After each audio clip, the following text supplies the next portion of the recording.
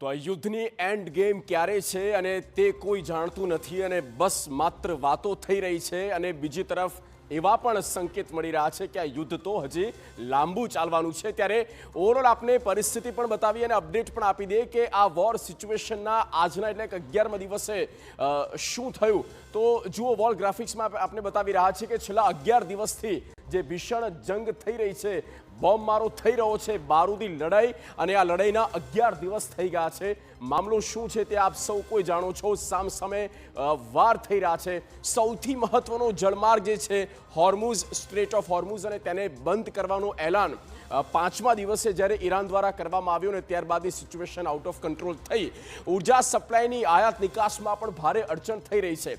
Energy સેક્ટર્સમાં એક મોટો ઝટકો કહી શકાય, કારણ કે ઇમ્પોર્ટ એક્સપોર્ટ ટોટલી એક ખોરવાયું છે અને અનેક દેશોમાં આ ક્રૂડથી આવતી ક્રૂડને કારણે એક કટોકટી પણ ઊભી થઈ છે। ઇમરજન્સી જેવી સિચ્યુએશન પણ આવી છે। G7 અત્યારે ચર્ચા કરે છે કે આમાંથી બહાર કેવી રીતે કન્ટ્રીઝને કાઢવા, જે આની ઉપર નિર્ભર છે।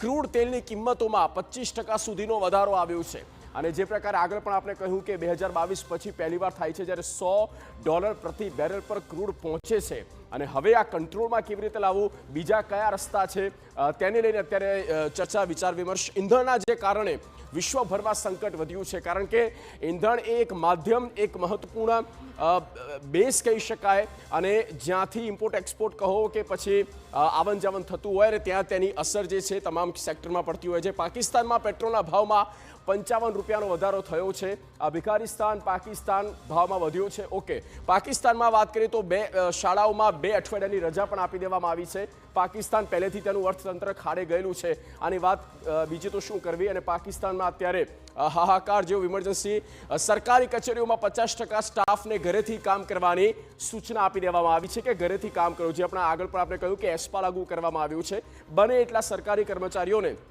આ રીતના નિર્દેશ આપવામાં આવ્યા। બાંગ્લાદેશમાં કાર ચાલકને દૈનિક 10 લીટર પેટ્રોલ મળશે, એ પણ મહત્વપૂર્ણ બાબત છે। અને શ્રીલંકામાં, એટલે કે આપણા પાડોશી દેશની આપણે વાત કરી રહ્યા છીએ, શ્રીલંકામાં ઈંધણની કિંમતમાં 8%નો વધારો પણ થયો।